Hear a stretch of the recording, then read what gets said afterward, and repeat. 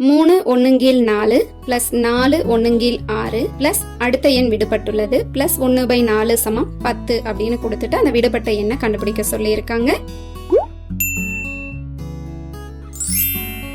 இப்ப அடுத்ததா 10 மைனஸ் 13/4 மற்றும் 1/4 இது ஓரின பின்னங்களா இருக்கா, இத கூட்டிருங்க. இப்ப 14/4 கிடைச்சிருமா? இப்ப 14/4 ரெண்டா வாய்ப்பாடல அடிச்சிட்டீங்கன்னா 7/2.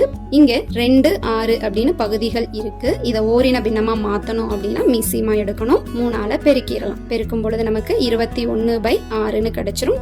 தொகுதிகளை கூட்டிடலாம். 21 பிளஸ் 25/6 கிடைச்சிருமா? 21 கூட்டல் 25 பாத்தீங்கன்னா 46 கிடைக்கும்.